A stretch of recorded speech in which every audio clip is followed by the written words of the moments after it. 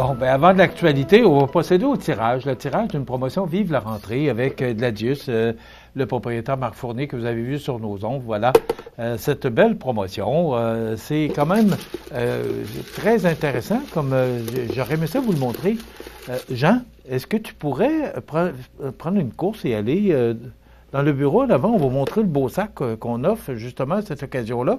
Excusez, j'ai pensé avoir le temps ce matin, mais je vous l'ai dit, une émission quand même passablement chargée. Alors, mon ami Jean, qui est notre directeur de production ici, le réalisateur de notre émission, va nous apporter le sac. On va vous montrer exactement ce que Mme Émilie Goulet gagne, parce que c'est Mme Goulet qui mérite ce prix. Voilà.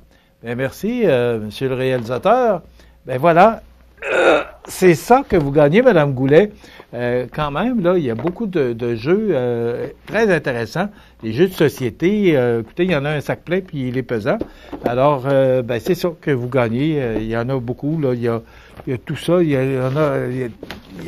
alors, et, bon, la condition du concours, là, c'était de donner le nom là, de l'enfant.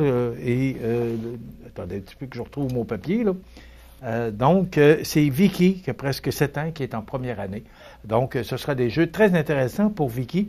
Donc, je rappelle, Mme Émilie Goulet, qui mérite ce beau sac offert par Gladius, Marc Fournier, le propriétaire.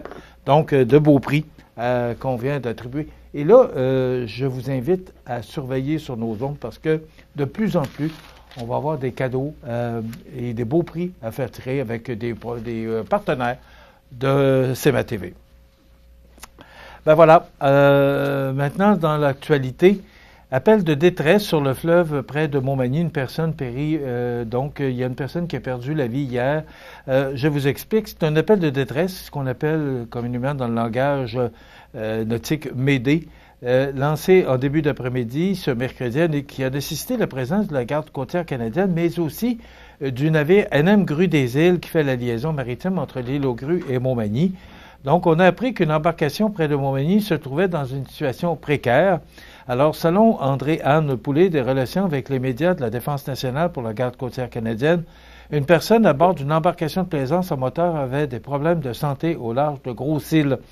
L'embarcation rapide de sauvetage du NGCC Cap-Rosier, qu'on appelle le NGCC Hélène Irène Battle, ainsi qu'un Zodiac du traversier du Grue des Îles ont été assignés afin de porter assistance à la dame. Cette personne a été évacuée à bord de l'embarcation rapide de sauvetage et transférée aux ambulanciers à Berthier-sur-Mer. Selon la sergente Bilodeau du service des communications de la Sûreté du Québec, des manœuvres de réanimation ont été entreprises sur place, puis poursuivies durant son transport au quai de Berthier par les ambulanciers qui ont pris le relais pour transporter la dame à l'hôpital de Montmagny. Malheureusement, la Sûreté du Québec nous a informé que la dame, on avait constaté le décès de la dame à l'hôpital. Donc, la Société des traversiers du Québec a d'ailleurs dû annuler 2 voyages en milieu d'après-midi et a pu reprendre ses activités normalement. Donc, un décès là, survenu sur le fleuve, une dame là, qui a eu des problèmes de santé. Mais il faut mentionner les gens de la garde côtière là, qui sont rapidement intervenus avec le Grue des Îles. Donc, pendant ce temps, on a dû interrompre les traversées île aux Grues Montmagny et on a repris les traversées vers 16h20. Aussi dans l'actualité, Montmagny qui adopte son premier plan d'action pour l'inclusion des personnes handicapées, arrestation et excès de vitesse, intervention marquante sur nos autoroutes. Donc, la police qui veille de plus en plus au grain là, pour intercepter des véhicules, soit par la vitesse ou encore des fois les gens ont des conduites erratiques, là, alors on intercepte chez les gens. Quand on parle du double de la limite permise, là, il y a encore des gens qui n'ont pas compris. Espaceco qui lance une première programmation pour les travailleurs autonomes. 3 sauveteuses de Montmagny honorées pour un geste héroïque, et je vais prendre le temps de les nommer. Là. C'est le 23 octobre 2024 dernier à la piscine Guylaine Cloutier.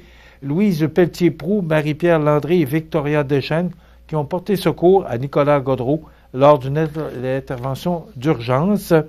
Elles ont été récompensées pour leur bravoure C'est une distinction honorifique qu'elles ont reçue, soulignant leur sang-froid et leur efficacité. Bravo vous trois. C'est le 6 septembre dernier que ça s'est passé à Montréal et la ville de Montmagny avait déjà tenu à reconnaître leur héroïsme plus tôt cette année lors d'une activité de reconnaissance. Et donc, Louise Pelletier-Proulx, Marie-Pierre Landry et Victoria Dejeune, bravo pour votre acte de bravoure. C'est digne de mention. Et la SAAC qui veut faire payer ses échecs aux automobilistes, donc c'est à suivre, là. Mais c'est sûr que le fiasco s'applique. On va sûrement écoper. Alors, rapidement, sur la scène provinciale, nationale et internationale, ben, on parle du taux, le taux de directeur là, qui a baissé d'un quart hier. Donc, ça nous permet de souffler un peu. Il y a beaucoup de gens qui doivent renouveler leur hypothèque, là. Alors, il n'y avait pas eu de baisse depuis le mois de mars, donc on le prend. On est passé de 2 3/4 à 2,5. La Fed aussi, la banque américaine, qui a baissé d'un quart d'un point. M. Trump aurait aimé que ça baisse beaucoup plus, mais je pense qu'il faut y aller tranquillement. Il faut dire que le chômage est beaucoup plus élevé aux États-Unis qu'ici, et l'inflation est beaucoup plus élevée également du côté américain que du côté canadien. Donc, on s'est permis une baisse d'un quart. On y va lentement pour être certain là, que ça n'affecte pas là, notre économie canadienne qui en arrache un peu pour l'instant. On parle de M. Blaney, Stephen, de son prénom, qui est ex-député fédéral, Parti conservateur, qui se lance dans la course à la mairie de Lévis et faisant de la mobilité une de ses priorités de campagne, le candidat à la mairie de Lévis, Stephen Blaney, demande au gouvernement Legault de revoir le tracé du troisième lien et d'envisager de le faire passer à l'est par l'île d'Orléans. Il parle que le pont actuel, qui est en construction là, de la côte de Beaupré vers l'île d'Orléans, ben, il parle du projet que on pourrait prendre de l'île d'Orléans, soit par un tunnel ou encore par un pont, et l'amener du côté sud du fleuve Saint-Laurent. C'est drôle, hein, mais ça fait 37 ans ou 40 ans que j'entends parler de ça.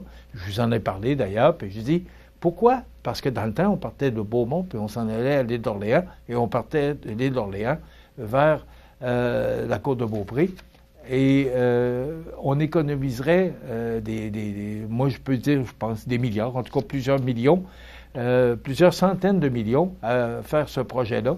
Et je me demande pourquoi on s'évertue à vouloir faire un tunnel ou un pont qui part et qui va arriver dans le centre-ville de Québec. Et c'est d'ailleurs ce que M. Blaney dit. On va engorger le centre-ville de Québec. Donc, c'est pas fini, parce qu'on n'a pas fini d'en entendre parler. Bon, il y a d'autres candidats et candidates à la mairie de Lévis, là, mais quand même, M. Blaney connaît la politique fédérale, entre autres, là.